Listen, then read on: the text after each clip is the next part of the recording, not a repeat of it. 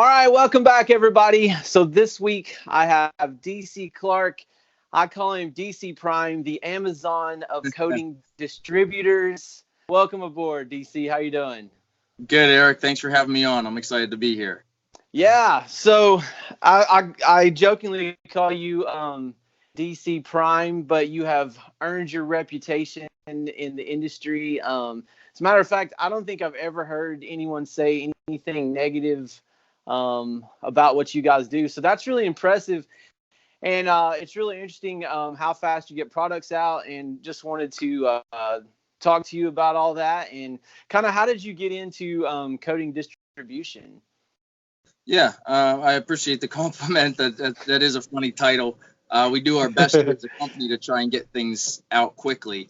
We got into coatings, the history of the company goes back into the late 1980s.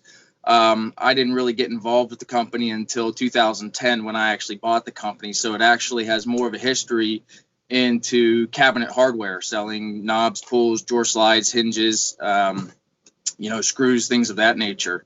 I have a background, I grew up in distribution as my father was in the flooring side of the industry, though. So from the time I was 5 years old, I was down here sweeping floors, bagging nails, anything that, needed to be done. And when I ended up getting back into the distribution side of things, I had a small little,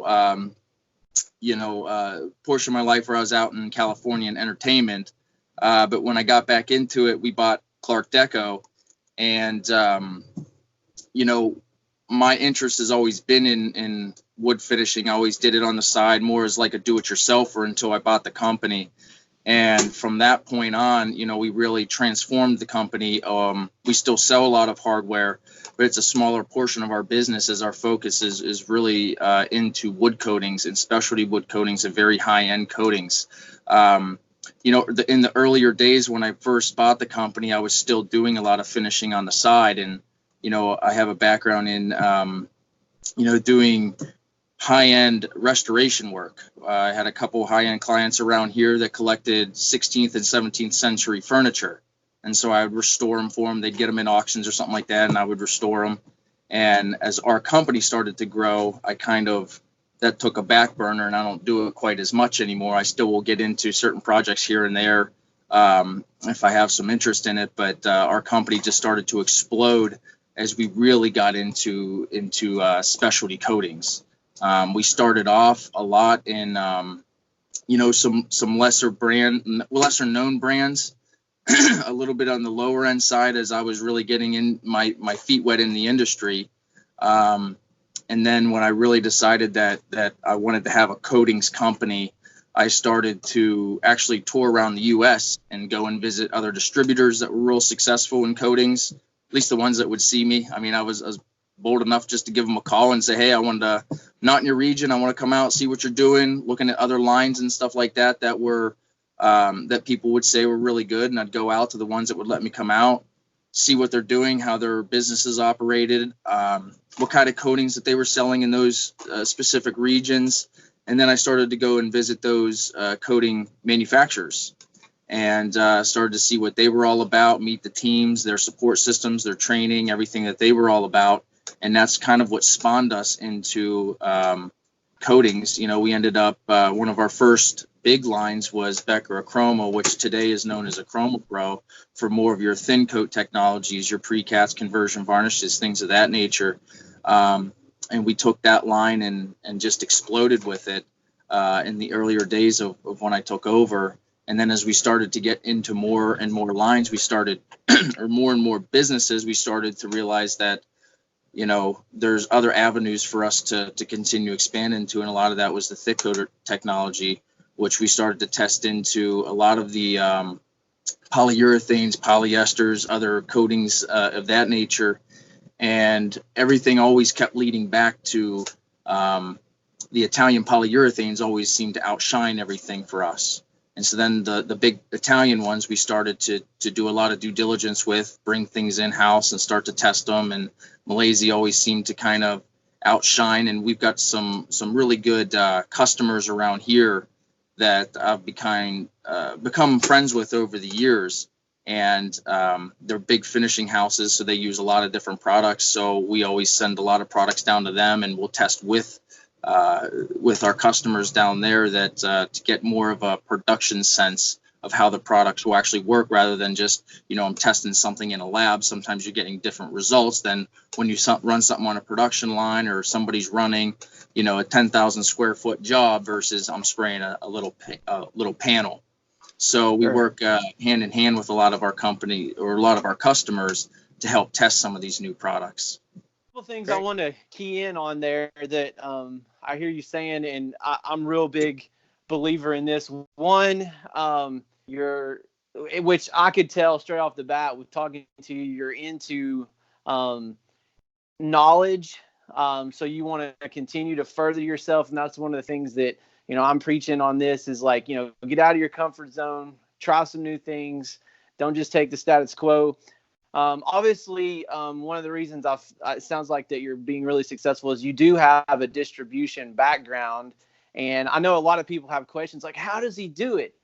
But obviously, I think having that background helps you to run your business in a smoother manner because you have that background. And then also, obviously, this is the whole test, don't guess thing.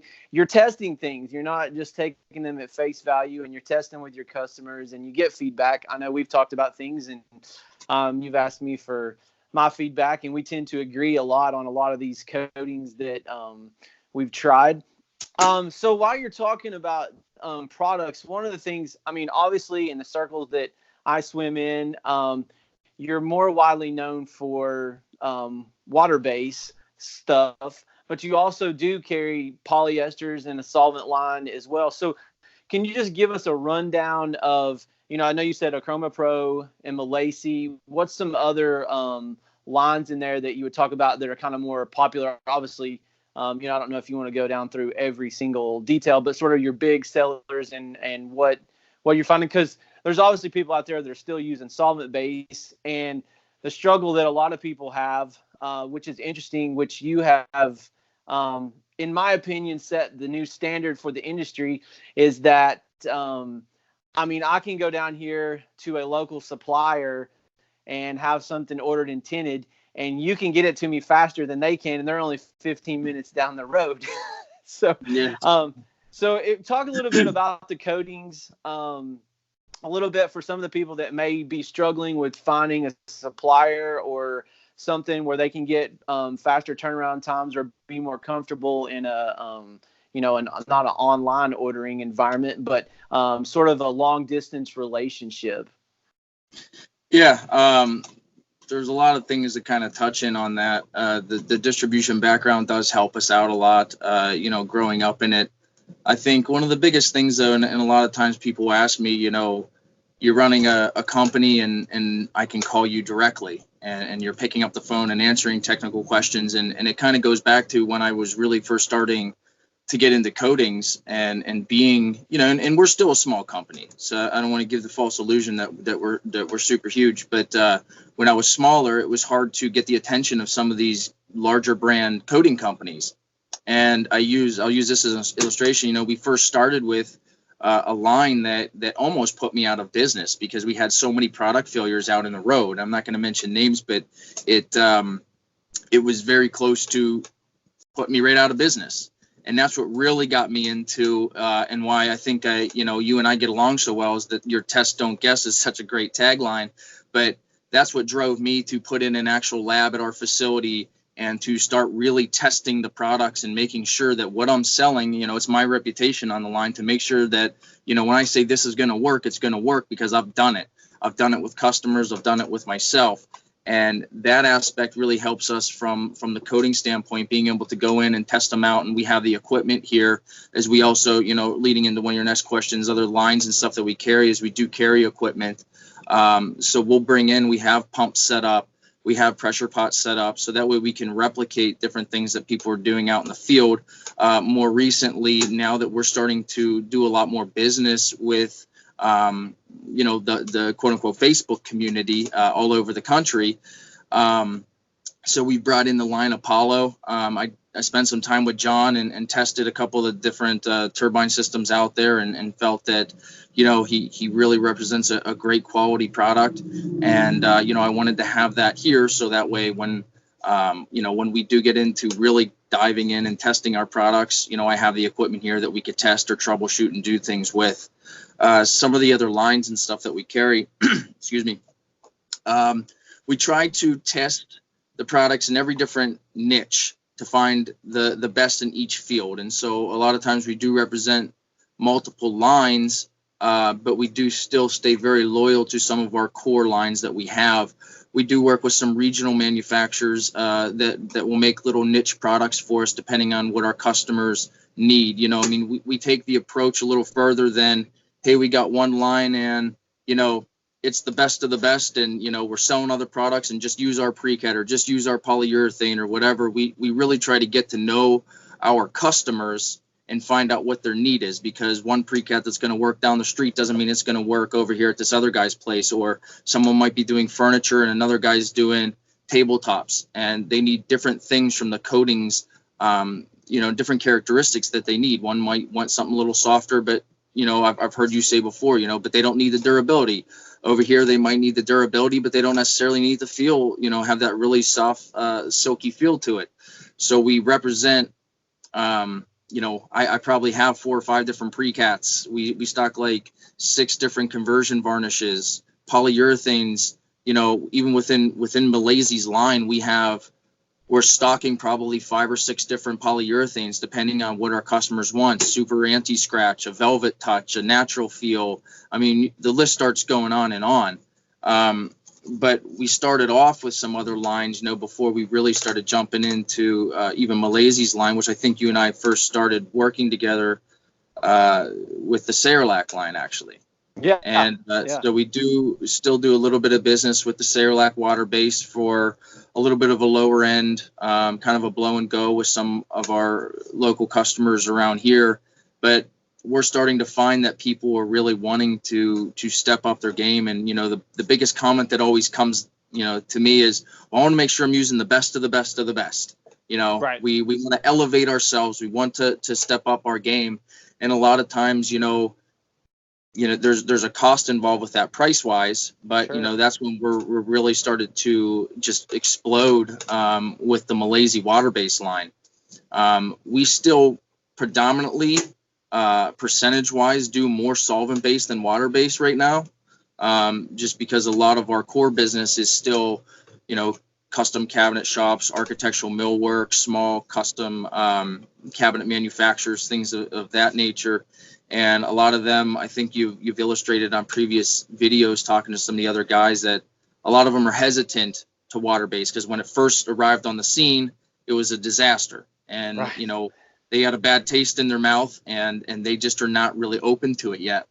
But what we are finding is that a lot of them do want to up their game. They do want to get out of, formaldehyde products, which that's typically your acid catalyzed, which is your pre-cat, your conversion varnishes. And there are some out there now that are formaldehyde free, but the ones that I've tested haven't quite measured up towards the ones that have the formaldehyde in there. And so when we're stepping people up and they don't want to do it, they're naturally jumping into polyurethanes. So Sure. I see polyurethanes in general are going to continue to rapidly grow over the course of the next couple of years. And, I think water-based, coming from your guys' angle in the refinishing market is going to keep the water-based growing. And I think that influence, believe it or not, a lot of times it came from the cabinet makers, and then painters were trying to use what the cabinet makers were using. Since they've been kind of a little bit less inclined to entertain water-based, they are moving into polyurethanes. And I almost think that your guys' industry is going to start influencing theirs. And I'm starting to see it based on the way, what you watching YouTube channels like yours and just seeing what people are talking about in some of these chat rooms. It's starting to generate discussion on the water-based end of it as well, which is it's fascinating to me just to see how that evolves. Yeah, absolutely. I at least get 2 or 3 messages a week from guys. They said, I've been in the industry for 20, 30 years, and I've seen a couple of the products that you've talked about, and I go out and I look, and I think I may give it a shot. And I'm always like, okay, well, just make sure that that it's going to be different, to a degree. Because, I don't want somebody to jump over and go, this is complete garbage. But there's a lot of shops that I would say in the range of, 1 to 10 guys that are actually taking a legitimate look at water-based now with the European technology, whether it's, Renner, Milesi. And I've actually got, I've picked up quite a few guys from Canada. I don't know if you're familiar with this line, but Envirolac sent me some stuff. They're a Canadian company. And then I've talked to the guys at Gemini about, hopefully I'll talk to them this week about the Circa stuff, and I'm going to take a look at it and see what it's like. But yeah, absolutely. It's interesting that you say that, because that was kind of my next question about how, the internet craze is affecting, cabinet shops. So it's interesting to hear your thoughts on that you do see some people asking questions and moving that way and going, maybe I should, at least take a look at it. Yeah. I mean, it caught me by surprise, honestly, and I'm part of the internet generation per se. I grew up with it, always doing things on the internet. But I did not really, when I was first starting to build my business, I did not really get as much into social media. And just within the last 12 to 18 months, I would say we started started getting into some of these groups and started to talk with some guys. And all of a sudden, I mean, it just exploded overnight. And I mean, caught me extremely by surprise. I did not expect the overwhelming response, and the need for, across the country for education on what is really out there. And so some of the things that you're doing are phenomenal, just showing people what is actually out there, so they can make a better choice for themselves in their business. And I emphasize this a lot with, a lot of the people that call here. We're always open to help and provide information in any way that we can. We're not just trying to solicit business to ourselves. We try to be a genuine resource for information and knowledge on the products that are available, and even connect people with other distributors that might be a little bit more local to them.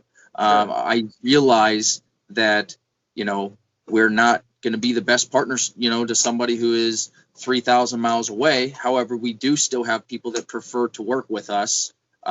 And they'll wait the week to get it to California or Washington State or Texas or Utah. I mean, we've got customers that are all over the place now. And it's all been through really just Facebook. But if there is anybody out there that just wants some information, they need to find somebody to, bounce some ideas off of, we're more than welcome to help in any way that we can, and then help, perhaps get you to somebody who can, be a shorter lead time if that's what your business needs, is somebody that's a little bit, that can get it there quicker, or that they're just logistically closer. But I do want to emphasize, the fact that, like what you're illustrating, when you get to a certain class of coating, and I think a lot of people in the groups, they were from retail type products, and now they're jumping straight into industrial coatings, they're going to notice a huge difference between what they were using. And when you're in a certain level of coating, they're going to start to be somewhat similar as far as performance. There's going to be little nuances they're different. I've discussed this in the past. Sometimes one's drying a little bit quicker, one might offer a little bit better of a hand. And then at that point, it really boils down to what I always recommend people do is, test the ones that you want, do your due diligence at first. But I also think that it's important to finally, at the end of that, to commit to a specific line and find the right distributor for you that can repeat color for you, that can offer you the help with color matching and product selection, because not every job is going to require the exact same coating. And so it really boils down to who you're going to actually partner with that's going to help elevate you and take your business to that next level. The product will get you to a certain level, and then it's that partnership with your coating supplier that's really going to be the long term to help your business continue to grow and move into the future. Absolutely. And so while we're talking about that, let's just talk I'm going to talk about my experience with you guys versus other distributors, and it's not me knocking other distributors, but it's one reason why I buy Milesi, and I'll probably be doing more and more like stain matching stuff when I have the time. Sometimes I have to get it quicker, and I've got to go to a local supplier. It all depends, but I think a lot of people are sort of intimidated by a long distance relationship. Now, since I've been shooting water base for so long now, 7 years, and in the area I'm in, there really has been no good distributors for me. So I've been buying from California for 7 years. So I'm very used to how that works and how I have to adjust for my jobs and all that. But let's talk a little bit about that and how that works. And one of the things I want to just throw out there to guys, and this was kind of a decision that I made a long time ago.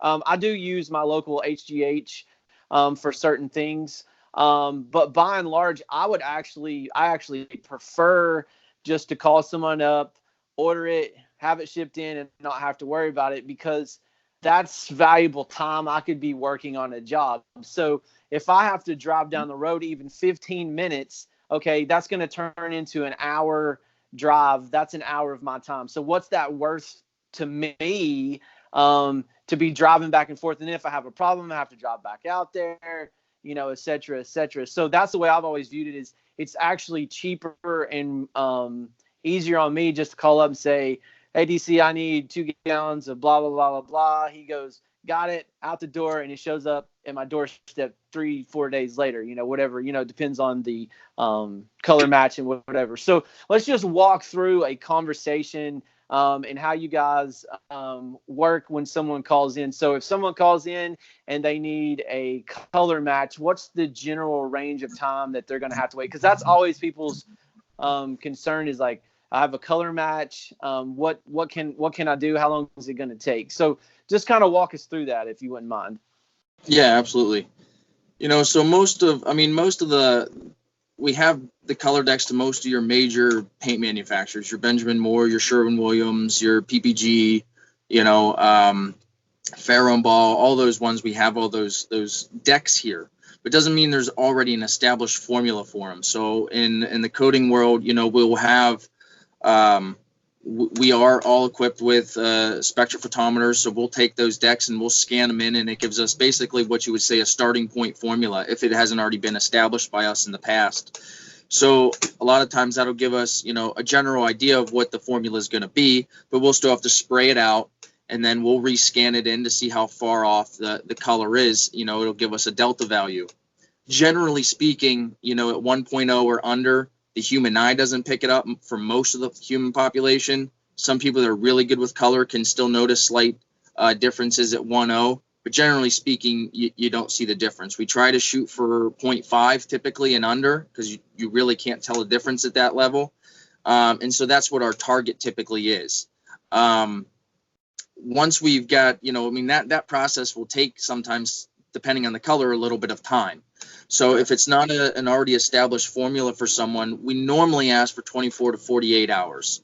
So, if you're calling in and you order White Dove, that's a long established color that we do probably, 10 times a day. People are ordering White Dove or Alabaster or different things like that. So it's just a quick, we plug it in, we make it, and it gets out the door a lot faster. But if it is a random color, sometimes we do ask for that 24 to 48. And generally speaking, 90% of the time, that is what it falls into. You call it in today, normally it would ship the next day, or in some cases it would ship the following, the day after. There are times though, and we've crossed this bridge with some people, we want to be a good partner to you. We also ask that you try and help us out as well as a partner. And if you know what your color is, and a weekend ahead of time, but you wait until the day before you paint and you call it up and you need it overnight, and sometimes it puts a little bit of extra stress on everybody, because now you're stressed out waiting for the color. But if you knew, if you could get it into us quicker, it just avoids some problems, because there are days where, all of a sudden we'll get in, 60 orders from the internet in a day. That's a lot of color to process, especially if there's 3 or 4 colors per one. So there are times where we will get a quick little cram where we're backed up, and sometimes it could push into a third day. But generally speaking, I would say 90% of what we get in gets back out the next day or within 48 hours. So that's typically the process. If you're sending in custom stain matches, those generally will take a couple of days because we have to work those in. That's still all done by eye. There is no software that really accurately you can scan color because it all depends upon what your sanding is, the coating that you're actually using. We actually have some people that they'll send color in here, but they're using somebody else's coating, and sometimes that can shift color slightly, if they've got a real amber coating. And so we try to understand what our customers are using so we can replicate. And I think you've sent some stain matches into us before, so we'll step it out so you see where we're at on every step level. That way where we're at so you can reproduce what we're doing. But generally, I would say, most of the color turns around in 24 to 48 hours is what our goal is. Okay, great. Yeah, and I want to key in on something that I haven't actually ever really considered before in color matching, and you kind of honed in on it, and I kind of want to spin a little bit on that. But the top coat can affect stain colors. Like you said, if it has more amber to it, it can make it go a little bit darker on you. So I think that's a good point for you guys out there to remember, that if you're using a different coating than what he sells, that so would they send that in, like some of that coating in for you guys to spray out on it, or do they just kind of let you know, or is that what's your thoughts on that? On rare occasions, if they're using something that they're not, that it's that coating and they're not going to be using anything else, then sometimes they will send it in. Usually we have a good understanding if it's one of the main lines what the coating looks like, because like I said, I take a very big part into understanding not only my own products but what my competitors' products are. So I have a room full of competitive products that I could spray out sometimes just so I know what I'm up against, and when people are having issues, I can, I know how another coating performs. But normally, if I know that you're spraying, let's just use for example, because we have a customer right now using an ML Campbell top coat, and they're transitioning into our polyurethanes right now, but some of the colors are still that they've started to transition with us into our stains. They're still using that coating on, and they're using a product that has a really heavy amber cast to it. So when we're spraying it with the polyurethanes that they're changing to, they're using an acrylic. So there's no color change really. Right. When they're spraying theirs, it puts on a real heavy like amber cast to it. So for those, we have other coatings here that we'll actually test and color check with, but we'll do a final color check with them. When we're working with people out of state, then, most of the time, when you're working on one-off jobs, it's a little bit different than a production job where you're doing the same color over and over and it has to match up perfect. So I've not really run into an issue with out-of-state guys as far as, hey, my coating shifted the color and it's drastic. Generally speaking, it could be a small shift one way or another. The biggest thing that I hone in on with people is sanding, because that's almost more important than what the coating is that you're using. You can have a slight effect on the coating changing it, but if you tell us you're sanding to 150 but then you changed it, we sanded to 150 and then color matched it, and now you're changing it to 220 or to 120 or to 180, that's going to have a drastic effect on the way that the stain actually takes into the wood. When guys will send in that they don't want to, I don't want to send wood in, just use your own wood. That's usually a recipe for it's going to be thrown back that our colors is off. But we can have, just use something as simple as cherry. Cherry could be pink, could be white, could be somewhat green. And if I'm using something that's even on the tan side, but then you get in new cherry and it's really pink, you're gonna have two different colors. So it's always important to send it in, and if you can pre-sand it, that's even better because you're using your own sandpaper. Right. Yeah, the funny story about that, a guy that used to tent down here at HGH, he had a customer, and they would ask him to do a stain match, and they would wait until they started a new job, and they would change the belts on their sanders, and then they'd bring it back in, and say it doesn't match, he's like, well, did you change the belts on your cinders before he ran this test color? And he said, no. He goes, well, there's your problem.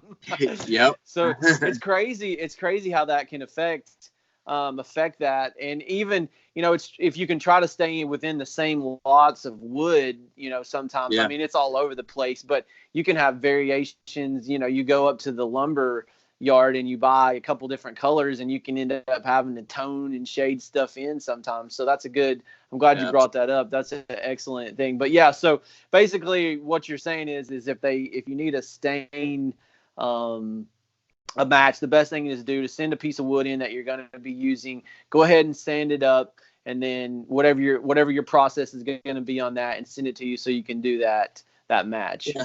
Or what guys will do is they'll say, we want to match this, and you tell us how to do it. And so sometimes there's colors where, you might say, hey, my normal process is we sand everything, if we're doing water-based, we sand everything to 220.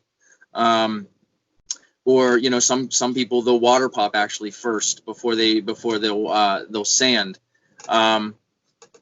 If you are open to, change the process, and like, it doesn't have to be the same way every time because you're running, all your parts down a specific, production line or something like that. We'll have a lot of people say, just, here's the color, here's the substrate, just give us instructions on what to do. And then we'll come up with, okay, to hit this color, it actually is better if we're sanding to, 180 grit versus 220, or 180 or 150 versus 120 or whatever. And we'll specify the sanding grit and then go through the whole process as far as, okay, to achieve this color, step 1, you're sanding with this grit. Step 2, we're spraying the stain on, or we're wiping the stain on, or whatever the case may be, if you're getting into multi-step glazing and shading or whatever. And then we'll do a step panel for you so you can see where we're at on every level. And then we actually have a finished schedule that we can send, and it goes step by step with dry time, sanding grit, the whole process right down the line. So you could just go straight down the line and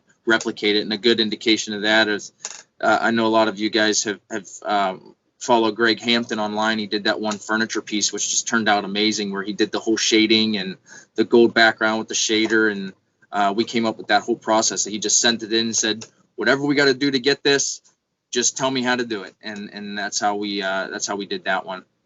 That's awesome. I didn't know you did that. I'm glad you brought that up. That's cool. I might do that on something just to see if a process is different. I might learn something. So yeah, that's cool, man. Awesome. Very good. Yeah. Very good. Okay, well, so let's talk a little bit. So we let's talk a little bit specifically. I know a lot of guys want to shoot the Milesi water base, and can be a little bit more persnickety than some of the other ones. So let's talk a little bit about that and what your recommendations are with the different equipment. We can talk about the Apollo, and then let's talk about, a lot of people may not know that you're a Kremlin rep, and you carry, Kremlin pumps as well. So I want to talk about that as well. So let's just talk about the 2K, since everybody likes that, and let's break it up between the clear and the pigmented. So what are your recommendations? Let's start with the Air-Assisted Airless Kremlin. And then also, when we talk about the tip sizes, let's convert those over so that people that don't know what an 09 is in Kremlin can know what it is in the other manufacturer's nomenclature, because that as well, which is great. So if someone's going to come and shoot the Milesi 2K pigmented, what are some of your recommendations in terms of, we don't have to get exact, but a range that seems to be working really well, and does it need reducer or just water? What's your take on that? Yeah, so water-based in general can be a little bit more finicky than solvent-based, and that's sometimes a lot of the hesitation of the guys, especially in shops that are switching from solvent to water. I always stress that there's going to be a learning curve there, because it's a completely different technology, really, and you have to take the time to go through and work out sometimes a little bit of those kinks. I really do like the pumps for the 2K water based. When you add the catalyst in, it thickens it up even a little bit more. So you need that extra pressure to really pump that out and to atomize it nice and fine. We've found that anything less than a 15-to-1 just doesn't work real well with the water base. So typically, if you're a shop and you're running 24/7 and you're pumping all day long, normally we're going into at least a 20 or a 30 to 1 pump. For guys that are going on site and they're using their pump today, but they might not use it tomorrow, or they are using it almost every day, but it's not like it's going through a production where it basically is pumping all day long. A lot of times we go with the 15 to 1 for most of those types of guys, and it does phenomenal for us. We do generally use the 09 tip, which is a 13 thousandths tip size, the orifice size. You can get into various fans depending on what you're doing. Normally we do the 10-inch fan pattern with that for cabinets. Some guys prefer a little bit of a smaller one, or a 7 or a 9, but you can also get into wider ones. Typically, if you do a lot of paneling, sometimes you want to get into a larger fan pattern. But the orifice size is what the most successful that guys seem to kind of have is the 13 thousandths tip. We do have it's kind of split between the double orifice or not, the standard fine finish tip.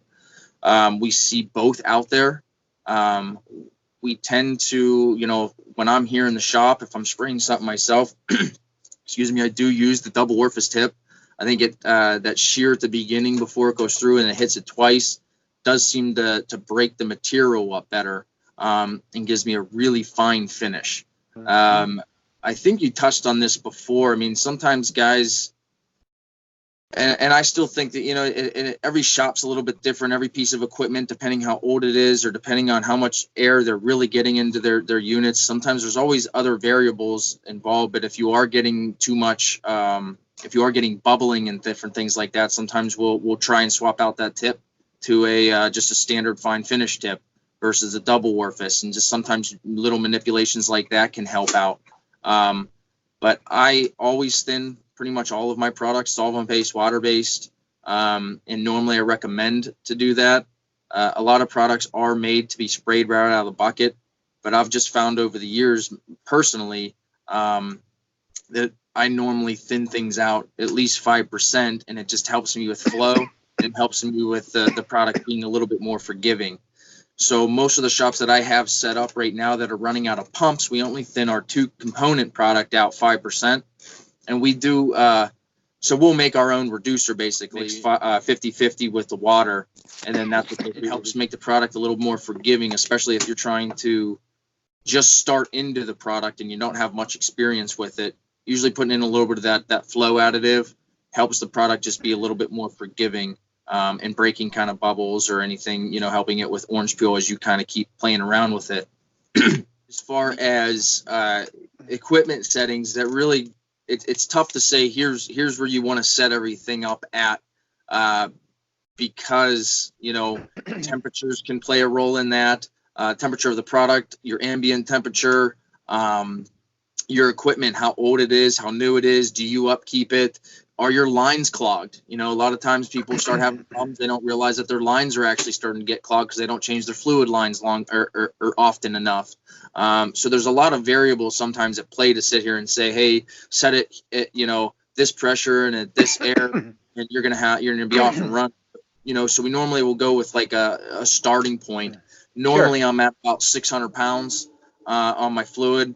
And then I start my air at 15, and then I'll just go up until my tails are gone. You want to have, the least amount of air possible. You just want to have it enough so it breaks up the coating. And so normally you'll get a piece of cardboard or something.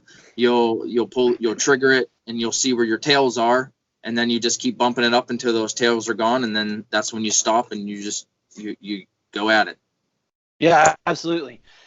So what I found too is, I've talked with you about this, and I've shot, both unreduced and reduced, and I really do agree that using that 5%, the 1-to-1 ratio with the water and LTC5 just makes it a lot easier. And I actually just tried the 13 thousandths tip on a job where it was just some wainscoting on a wall, and it worked out really, really well. Now, on the clears, and then it depends too. I jump around a lot because I just like to try different things. I usually step down to an 11. What would that be in the Kremlin? That would be the number 6 tip. Okay, so a number 6. And generally, like you was talking about, for whatever reason, a lot of times I'll take the double orifice out when I shoot clears because for whatever reason, they tend to the clears tend to bubble more than the pigmented stuff. It's really interesting in these water-based coatings that the clears tend to be more susceptible to that for whatever reason. I have no idea. I would like for someone to explain that to me at some point, but it's interesting. Now, do you also reduce the clear as well, or do you pretty much shoot it? Do you recommend reducing it as well? You have a lot of guys that don't reduce it at all. They'll put it in and they'll shoot it, especially with the HSC, the 1K clear coat. We've got a lot of shop that use that product. More recently, we've had a couple big kitchen cabinet shops switch over to that product as their main clear coat, just because it's a little bit more forgiving. They don't have to deal with the pot life, and it does have a slight amber to it, which works really well when guys are used to solvent products. And even when they say they got a water white conversion varnish, I mean, they'll all impart a little bit of color. I mean, you open it up, it's not like you're using an actual acrylic polyurethane, which is a little bit different. So they find that little touch of warmth actually helps a lot to keep it looking like a solvent-based coating versus an actual water-based coating. When we're getting into the 2K again, when you add the hardener in there, it does take a little bit. I still thin it. We have some guys that will thin 5%. We normally will go maybe 2 or 3% just to add that little bit extra in there. Sure.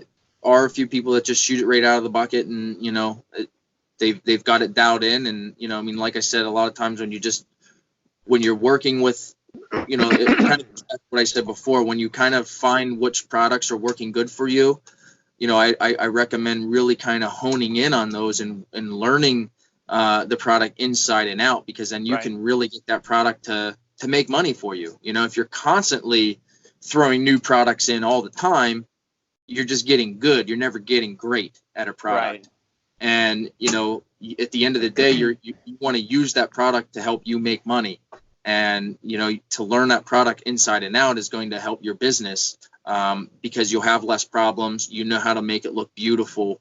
But when you're not quite have worked out all the kinks on your equipment with a certain product, then a lot of times adding a little bit of that flow additive, just reducing it a little bit, just helps make the product a little bit more forgiving. So with most of my products, we are usually putting in at least 2 to 3% in the clear coats of the same mix, LTC5 and water, and it just really seems to help us out a lot, and it helps guys,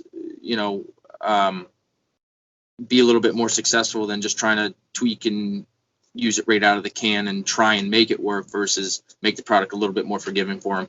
Sure. All right, cool. So let's talk a little bit about the Apollo, because I know a lot of people use that, and that's going to be a little bit different setup. You're going to have to get a little bit higher with your reduction on that one. So what's your advice, and maybe a couple different needle nozzle choices as well with that? And one other thing too, when you discuss this, can you talk about the difference between using the pressure pot and then just straight out of the gun? If you see any difference, like in terms of like being able to push that material up, does that help at all versus just using like a PPS system or a cup that comes with it? The PPS system is the way that I would go if you're going to use it as a cup gun, because you are you don't have to necessarily, I mean, it's easier, quicker to change out, but it also, that you don't end up clogging those valves, the pressurized valve. So the PPS, if you're going to go cup system, that would be the way to go then, rather than just using the cup. If you have the budget, I would go ahead and get the 2-quart pressure pot, or if you're a larger production, get the 2.5 gallon. I like the option of being able to control more on the pot versus just relying solely on the turbine. I find that the results tend to be a little bit better because you can increase a little bit on your pressure a little bit. As far as finding the perfect setting, that's part of what we've started to do this year to try and be a little bit more of a help to the Facebook community. So I can't honestly say that I've doubted in 100%.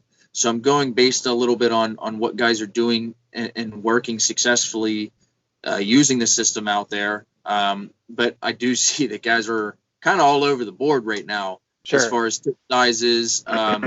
Most are using the B cap in either a 1.5 or a 1.3 as far as the nozzle size goes. I have seen some guys upwards to the 1.8 with that specific the 7700 gun.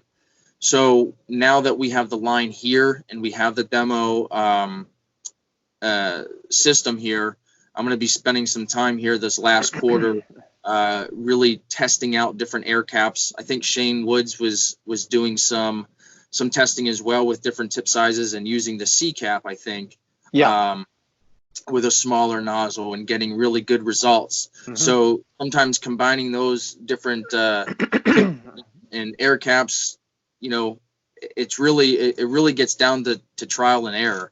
And right. We just brought the line in September, so I've not had the opportunity to really just test every single way to do it. I see is the B cap 1.3 or the 1.5, and we are reducing it 10% with HVLP. Anything less than that just doesn't seem to want to spray as smooth. So the most successful reduction is the 5% LTC with 5% distilled water. And most guys are getting it to lay out like butter that way. With that system, I've used that. I tend to go bigger when I'm dealing with the pigmented. You can spray that really well with a 1.5 or a 1.3. For me personally, the 1.3 is a little choked off for my taste. I want to move a little faster. So I'll end up, in the 1.5 land. And then also you can use that C high solids cap or the C cap.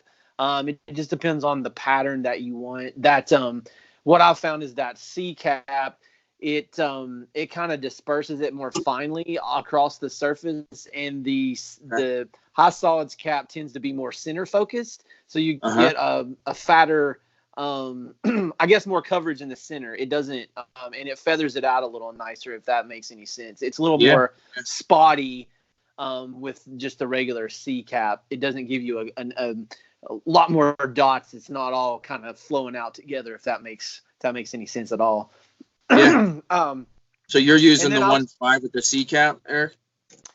On a pigmented, yes. Yeah. But you could use, you're talking about very minute differences, and it's really good to kind of like spray it out and see. But I don't know at the end of the day if someone handed me a panel with one cap, that cap, or the C blue cap, that I'd be like, oh yeah, that's the that's the high solids cap. So it's very minute difference. I think the best thing is just to honestly test, don't guess it, and put it on a piece of cardboard or something and spray it out and see the difference, and then kind of see how you like to spray and move as well. But I've actually shot the clear with the 1.3. No problem with the B cap. That's fine. I think you can kind of step down with the clear because it's not as thick. So yeah, with the turbines, you're just fighting the fixed air pressure issue. You can't crank more air like you can with an air system or air-assisted airless system. You've got to adjust your coating based on what you have. But as far as that system is concerned, I love that system for site work instead of dragging a pump. One of the reasons I personally like it is because I can dial that fan in as far as I want to, or make it, really, really wide. And it tends to work really well for me on face frame type work. I struggle a little more with the air-assisted airless with, making sure I do a U pattern on the insides and not getting, those sags on the outside, especially if it's like an 1.5 inch type cabinet where the face frames are really small. So, yeah. Yep. Yeah, I think for the on-site finisher, it's a really nice system. That's why we brought it in for those guys, because I mean the right equipment for the right job makes a big difference. Certainly. And I mean, when you are going site, sometimes it's easier to go ahead and just get something like a turbine, unless you have the right size compressor and you're all set up and you're okay. It depends on what kind of time frame too, because the air assist is obviously going to pump it out way quicker than what an HVLP can. But it boils down to your comfort level and what you're comfortable spraying and what's going to work right for the business. And so things that what we're talking about, when guys are watching these videos, is they have to take into consideration the things that everybody's saying and then find what's going to actually work best for their business, their budget, and how they're operating things. And I think it's important that all those things are kind of taken into consideration. Whereas there's always a pro and a con to every system that you go with. Absolutely, and that's a great point. That's a great point. I'm glad you brought that up. So, how do you see what's going on in social media and people out here doing more and more videos and talking about products? How do you feel like that impacts not only the industry overall, but coating manufacturers and even equipment manufacturers? What's your thoughts? What's your thoughts on that? I mean, do you think it's going to keep having an impact, or is it just whatever, everybody's going to keep doing the same thing regardless? No, I think it really is having an impact. If you look at some of the statistics, more and more people are. More and more of the bigger companies are starting to invest now into social media, and not just your traditional, ads that they're doing. They're actually putting whole teams aside for creating content and getting involved in some of these different chat rooms and forums and stuff like that to number one, to promote their products, but number two, to get educated. I think that, for us as a company too, just by the sheer amount of growth that we've seen just with the online portion of things, it really puts things into perspective. And it's either, companies are going to get on board with it and innovate and become part of it, or they're going to end up being left behind.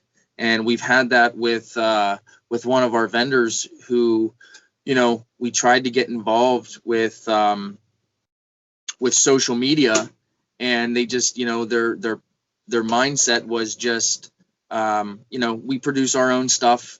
It's up to other people to kind of come and look at it. And they weren't willing to take that extra step to connect with some of the guys like you and other influencers that are already out there.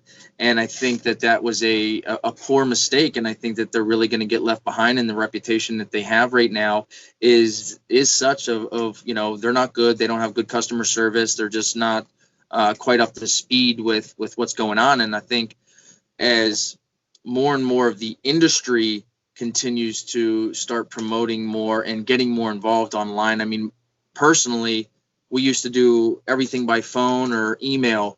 Now, a lot of the orders and a lot of the troubleshooting that we have is not so much somebody calling me up. It's a Facebook message, an Instagram message, or some form of social media way to contact me to get information or to get troubleshooting help. And if I'm not on that platform, or on the platform that customer is using, then somebody else is going to come in and fill that void to try and get them the information that they need. So I think it's going to continue to drive other companies to get involved in it.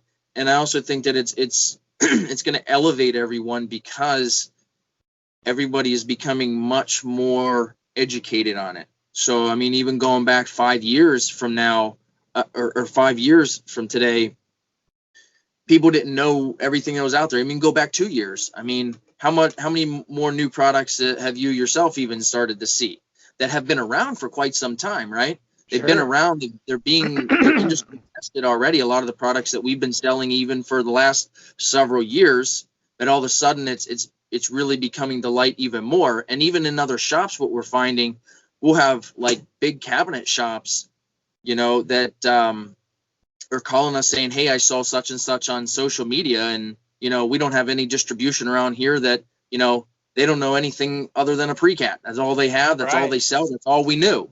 And I mean, they're like producing high quantity of of kitchen cabinets or millwork or whatever that they're doing. And so it's starting to educate not even just people in like the painting world, but in the more industrial coating world and in the cabinet world. It is really starting to explode and kind of go into those other sector or segments of the market.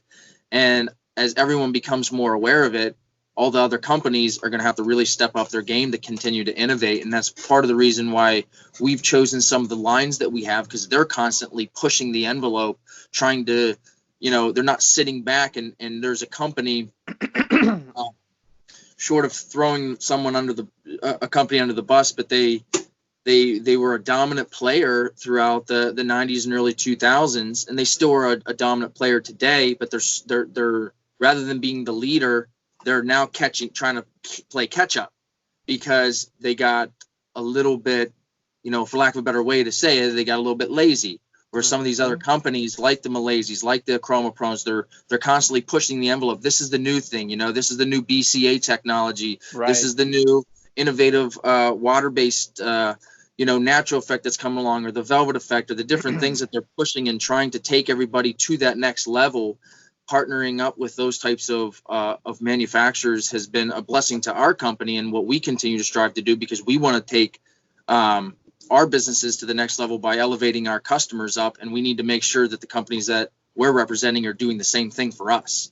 And a lot of that, is just being spread around through social media. And I think that it's really just going to continue down that way. I don't think that it's going to go away, or I don't think the status quo is going to work anymore. I think constantly now people are going to keep pushing and pushing, because they're seeing somebody else who is elevating their game. And if they're not willing to elevate theirs, then they're going to end up getting left behind. And the fact that all that content is right there in your face now, it's going to start forcing people's hand to start making those changes. And, like I illustrated before, where I think a lot of times people were looking to cabinet shops or looking to some industrial finishers and to see what they were doing. I think a lot of that is starting to turn a little bit as you guys are really pushing the envelope and elevating yourselves, especially into the water-based sector of the technology, and it's generating interest. And how quickly that really turns is going to be interesting to see. I can't necessarily predict that, but sure. I think that it absolutely will continue to skew that way, definitely into polyurethanes, and I'm interested to see how much of the water-based really gets starts capturing some of the solvent market share here in the next couple of years. Yeah, it's going to be interesting. One of the guys that I always get so tickled because, and Matt Slater, but I mean, yeah. he's freaking out there destroying it with the Milesi stuff. I mean, yes. I see stuff that he does all the time, and I'm like, I just don't know how you get any better than that, man. It's just incredible. He is extremely talented. He was one of the first guys that we started to work with. When we started to work with customers through Facebook, and he just grabbed the product and he was almost like I know he put a lot of work into it, but he was almost like an overnight success. The stuff that I see him produce is absolutely stunning. It puts a lot of other solvent-based shops that I see put stuff out and almost puts them to shame. Yeah. Well, Matt and I were very close. I'm still trying to get him to come on and do one of these, but he's he likes to stay in his lane, and but it's funny because he has a lot of guys that reach out to him because of the stuff that he puts up, and he's really like what you said, and I want to key on this. He decided to go Milesi. I met him before he got into the Milesi stuff, and he was kind of watching some of my videos, and when I did it, and he was interested, and then he actually tried a few products, and what it came down to for him was that basically what you're talking about, that relationship with the distributor that could deliver the way he needed it to be delivered, and then you pick that product line, and he was like, I'm just going to become the best I can at that. And he's another guy that does not rest on his laurels. He's continually researching. He's continuing to try to do new things and get better. Like I said, we probably him and I, we talk at least once a week, but he's doing just absolutely great work. And then you've also got I'm pretty sure Shane Woods buys stuff from you too as well. Yeah. I mean, just look at where he's come within a year's time. It's unbelievable too. The work that he's putting out, it's gorgeous, absolutely gorgeous. Yeah, And then he really, I wanted to touch on Shane real quick because he, when I first met him, it's always tough when you're talking to people, just over the phone. You don't really know what their capabilities are or what they're able to do. And, a lot of times I'm hesitant to overcomplicate things. And, I don't want to send somebody something that they might not be quite ready to do yet. So it's part of that interview process of making sure that, I'm not wasting your time or money sending you all this stuff that you're not quite capable to do. But I remember one of the first jobs we did with Shane, he said, he started with some of the water-based, like, this stuff's awesome. I want to do this super high gloss, like high end, basically top of the line piano look finish. And I'm like, just getting to know him, I'm like, oh boy, here we go. He just freaking nailed it, man. Yeah. I mean, I sent him, here's the product, here's the steps. He started sending me photos in between each thing. And I mean, I was just thoroughly impressed with his work. And I mean, he really is a top-notch finisher. And, some of the content that he puts out is phenomenal. And I just wanted to give him a shout out. I mean, because every time I see something else that he does, he continues to impress me. So, yeah. When he's another guy, I mean, and the thing that I like about him is, like, he really, like, he wants to help other people, and that's why he's putting the content out he does. And I think it's awesome. But yeah, I wanted to mention him as well. And then obviously somebody else too that we should probably mention is Corey. Geez Louise, like, where she's come from in such a short time too. And I had her on the show a couple of weeks ago. She went from chalk paint to Milesi 2K. It's like, and she's getting flown out by Surf Prep to the, the AWFS show. And so it's just, it's amazing. And I mean, I'll be honest with you, I get guys every day that, have switched from, and I'm not knocking these coatings when I say this, but, they go from Advance or the Sherwin-Williams urethane and they jump up to these, and their businesses are just going, they're doing more work than I'm doing. Yeah, these guys are so good, they don't need me anymore. It's awesome. Yeah. It's unbelievable. Like, hands off to them. They're doing incredible work. So what Corey's doing for the industry, again, I mean, it's amazing. She's really highlighting a lot of, a lot of the women in the industry. And I know that you've touched on this in the past, that women really have a certain eye for color. A lot of the shops that we go into that handle glaze work or certain specific color work are always usually done by women. And to highlight that and what she's doing for the industry is just phenomenal. She's so talented. I learn a lot of what I know usually by my customers. We're testing things out. And, I know months ago now, she and I worked together on brushing and rolling, and, I'd never really done anything like that in the past. And I know that, there were some customers that said that they were doing it, and, I had no experience rolling industrial paint. Yeah. She's like, well, I think, if you've got people that are doing it, then I think I can do it. I'm like, well, let's go down the path. And I mean, she just started making it work. And, I give her all the credit for it because, she worked out the process to make it successful. And then, she obviously is an open book to all of her groups to help them out. And I mean, that really says something too.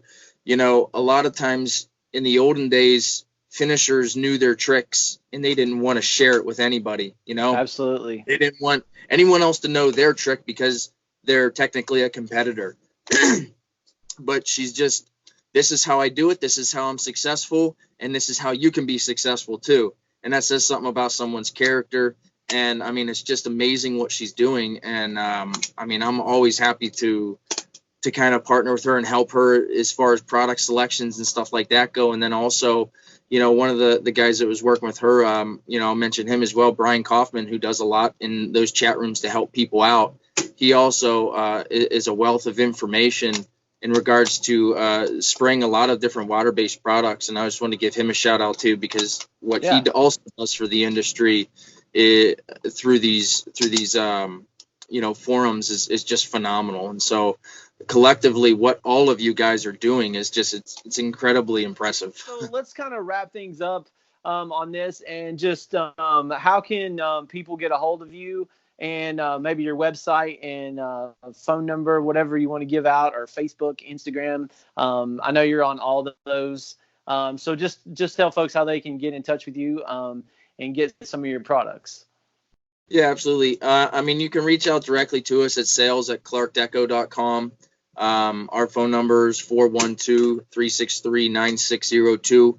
We're always happy to help anybody out. Like I said, whether at the end of the day we decide that we're going to be the best partners for each other, or you need help finding someone that's logistically closer, we're open to helping you in any way possible. We want everyone to kind of be successful here. We are working on our website. It kind of got put on the back burner a little bit just because we've just gotten so busy the last 2 quarters of the year here. But we do have plans for 2020 to really finish the website that we started. So you'll be able to order everything online because we do handle multiple lines as far as, we picked up the Surf Prep line. We do have the Apollo. We have the Kremlin line. And as far as things that you guys use, bumpers, rags, gloves, hinges, drawer slides, a lot of those things, becoming more of a one-stop shop just helps things out because it's just one process or one stop that you're going to. And we're going to have all of that into the website here coming up. So I'm hoping as things slow down during the holidays that we can finish this up finally, because it's been quite the work in progress. That'll be awesome if you get that going. That'll be great. Yeah, we're trying to consolidate it to what's the most important, because a lot of you guys are the first ones that are going to be using a lot of the web. You do a lot of the website ordering. So I'm trying to tailor it to some of the products that you guys are using, because, if I had to guess, we probably have over 50, 60,000 SKUs. So to start organizing that all for a website gets quite overwhelming. So we're going to try and condense it, and we're going to start with some of the paints and the Surf Prep and the Apollo parts and stuff, and then we'll slowly add in the hinges and everything else that kind of correlate with what you guys are doing. Awesome. Well, hey, thanks so much for your time and doing this. I really appreciate it, and it's so good to have guys like you that are willing to invest in this kind of forum. I just think that it's really important going forward in this industry, and I appreciate the value and what you're bringing and raising the bar for distributors. I appreciate that. I really do. I like that kind of thing. Well, thank you. I appreciate it. I appreciate the opportunity to come in and just kind of talk about finishing. That's one thing that I could talk all day about finishing. I love finishing. So yeah, anything you guys need, feel free to reach out to me. I'm an open book too, as far as sharing information.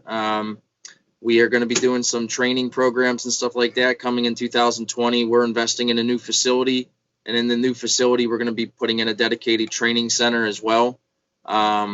So we've got a lot of requests for specialty finishes, and even if some of you guys need hands-on training, we also do that as well. We had someone come in actually this last Friday that needed to learn how to do some special effects. And some of the things that we actually produced are actually behind my desk here. He's got a job up in New York that he's doing with one of the raindrop effects. I don't know if you can see. Yeah, that's awesome. This has like a little bit of color and stuff to it. But just feel free to reach out and ask, and we're here as a resource for you to for anything you need finishing. All right, absolutely. Well, thanks again, and we'll catch you next time. Sounds great. Thanks, Eric.